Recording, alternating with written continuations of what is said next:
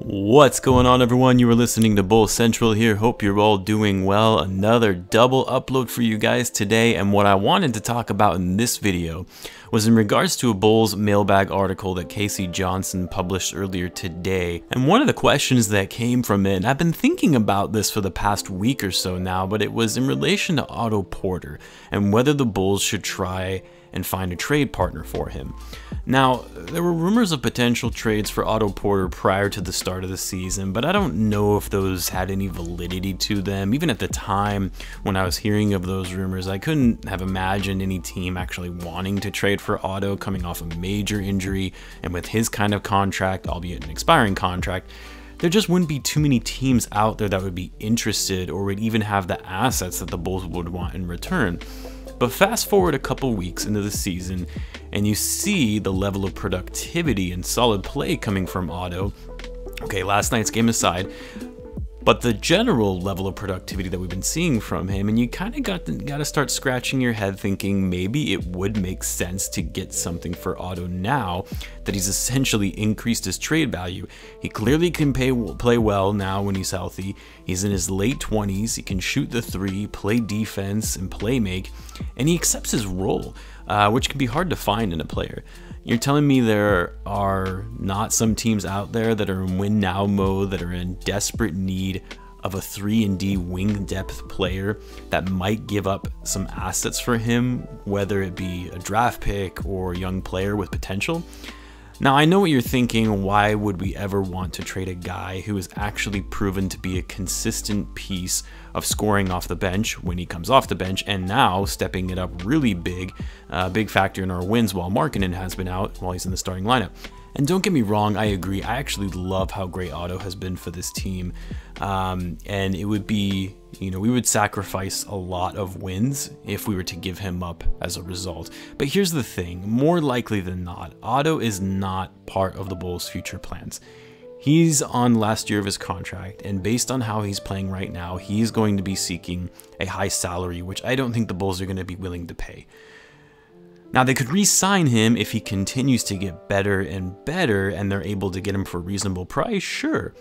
But this is likely Otto's last season in the Bulls uniform. He's not a part of the front office's strategy and future plans in building this franchise. So as such, Otto is likely walking away in free agency this summer for nothing, which honestly, I think most people within the organization assume that is the most likely scenario, because there are two challenges in finding a trade partner for Otto.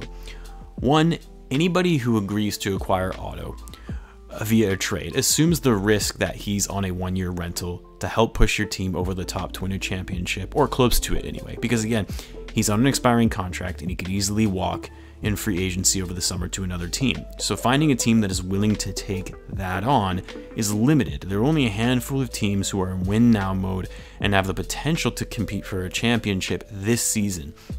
I'm talking teams like the Bucks, the Celtics, Sixers, Heat, Clippers, Lakers, maybe even the Nuggets. So you're essentially limiting your trade partners to just those teams. The second issue is Otto is on a crazy high salary, and you can't just trade him for a draft pick or two, or even a young player who is on their rookie scale deal. No, it doesn't work like that. You have to make the salaries match, and for the Bulls, they're not going to be willing to take on another large contract similar to Otto's unless it's an expiring deal as well, like his.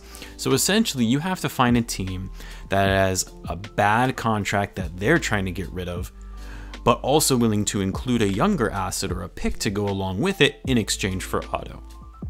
And so there's not really much out there that matches both parties and what they would essentially need and want to get a deal done. I mean, the Celtics could certainly use some wing depth, and they have some players they could trade to make the money work, and we all know Danny Ainge likes to hoard draft picks like old women with their cats, so they would have the draft pick assets to make a trade work with the Celtics. Outside of that, though, I mean, maybe the Heat, although they have decent wing depth, the Sixers could always use another shooter and someone at the wing, but I don't believe they really have the assets in return that the Bulls would be looking for. So yeah, I guess all of this to say, I don't even know if there would be a lot of options for the Bulls to even make a trade for Porter. And to be honest, I'm kind of fine with this. I've already accepted the fact that this will be Otto's last season and he'll be going somewhere else in free agency. I'm fine with keeping him on this team, especially if he keeps up playing the way that he does. Because he provides that veteran leadership and that scoring threat on the court to help develop this young core even further. So that in and of itself is a benefit to the Bulls, even if it means that he walks for nothing this summer. If the Bulls can find a decent trade for him, you know, if they can net a draft pick or two, that's great as well, as it's better than losing him for nothing, especially if there is a team who is really interested in him and might be willing to pay more than what his trade value is actually worth, then yeah, you go for it. It kind of goes along the lines of what I've said about Zach LaVine in the past, a little different because Zach's not on an expiring deal. Zach is a better player than Otto, and he's also younger, but if you find a team that is willing to pay up big for him, more than what he's probably worth, and if you don't see him as a part of your franchise's long-term plan, then yeah, you go for it. It doesn't mean that I want to trade LaVine, just saying that if the price is right, then you have to consider it. Anyway, we'll love to hear your thoughts. Would you guys trade Otto Porter? Let me know why or why not in the comments. Not sure if you caught the mailbag from Casey Johnson, but it was a really good one. Some really great, interesting questions and insightful responses from him. As always, guys, be sure to subscribe if you're a Bulls fan, and I will catch you in the next one.